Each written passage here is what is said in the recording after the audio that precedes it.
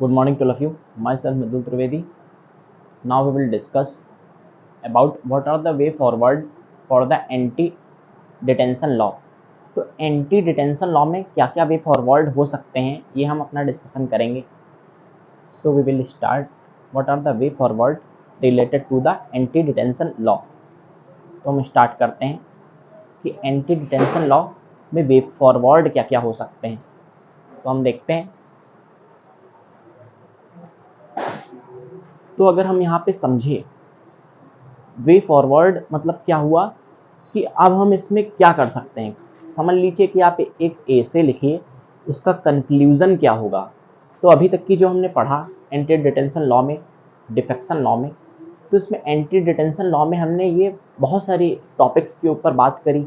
जैसे कि anti detention law होता क्या है, 52nd अमेंडमेंट के ये जरिए क्या किया गया, लाया गया हमारे कॉन्स्टिट्यूशन में.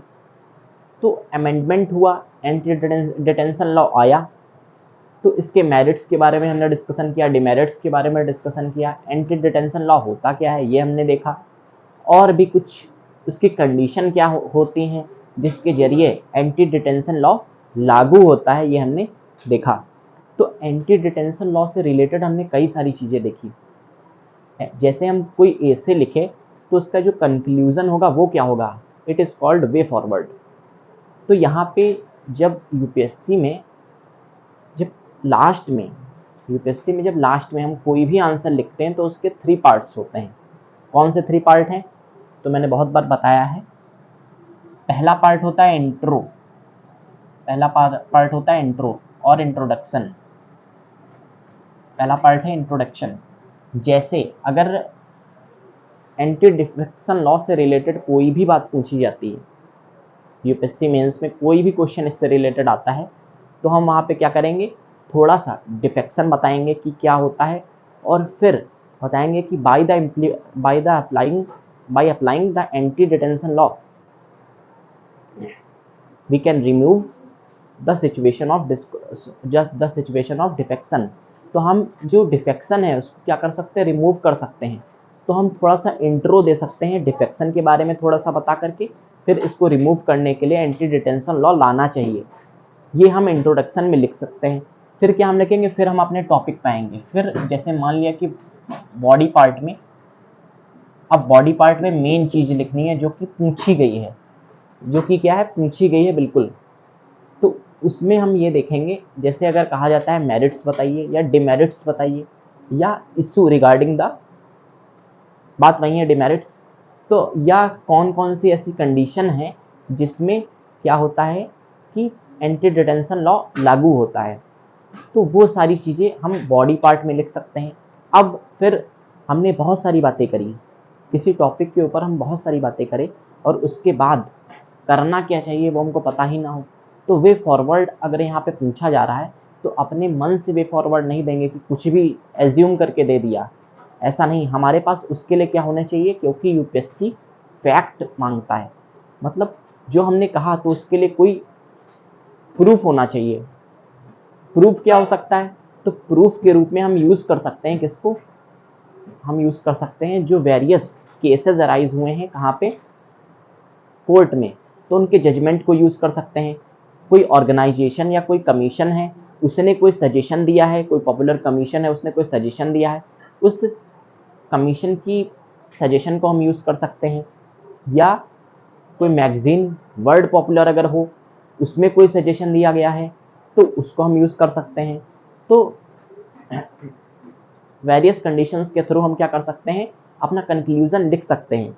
तो हम जैसे ऐसे लिखते हैं, अपनी पूरी बात को समेट करके जो हम चाहते हैं वो हम क्या करें, उसको लिखने की कोशिश करें, लेकिन उसके पीछे कोई ना कोई प्रूफ्स दे दे.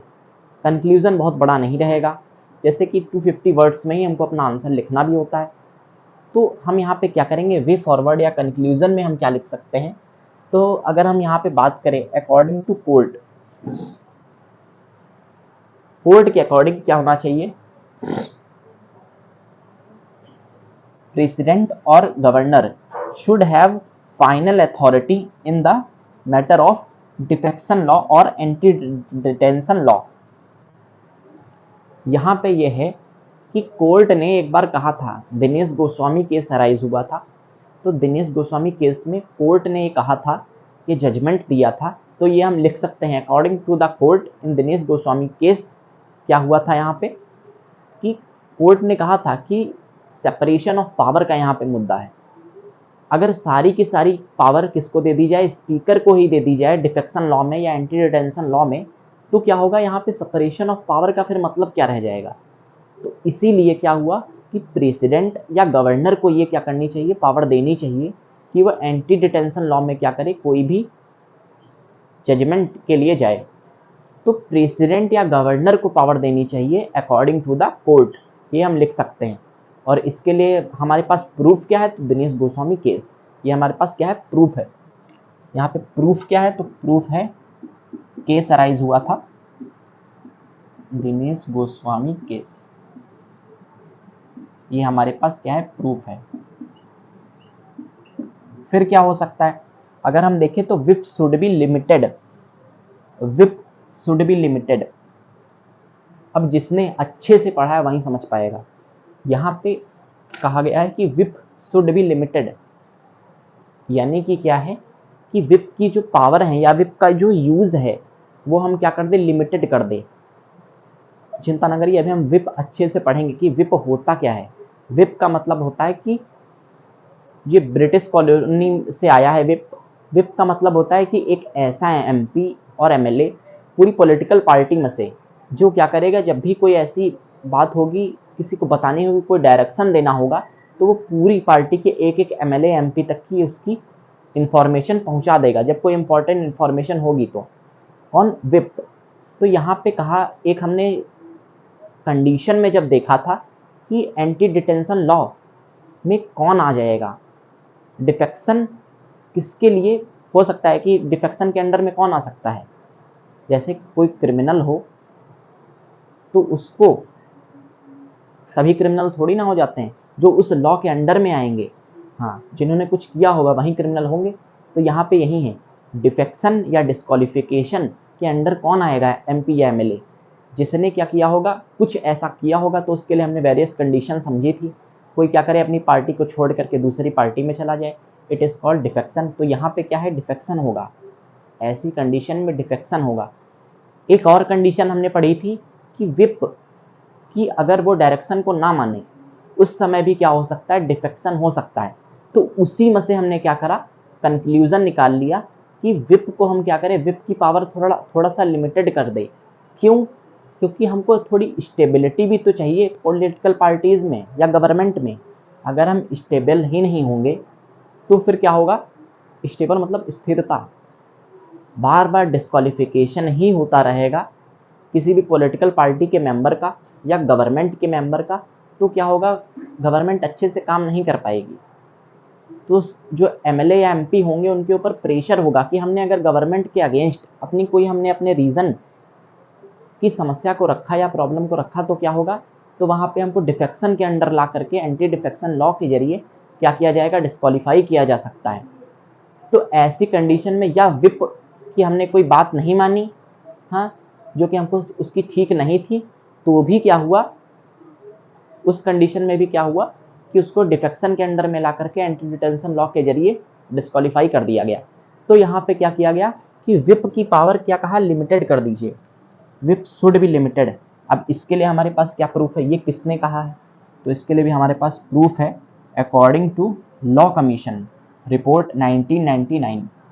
ये हमारे पास क्या है, ये हमारे पास प्रूफ है, लॉ कमीशन की रिपोर्ट 1999 की जो है वो प्रूफ है। उसमें ये कहा गया है कि जो विप है उसका यूज़, उसमें तो ये कहा है कि विप का यूज़ कब होना चाहिए, जब गवर्नमेंट खतरे में हो, when government is in danger situation, तब क्या होना चाहिए, तब विप का यूज़ होना चाहिए।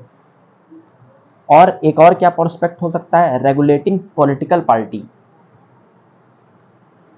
और क्या करा जा सकता है यहाँ पे कि पॉलिटिकल पार्टीज़ को रेगुलेट करा जाए।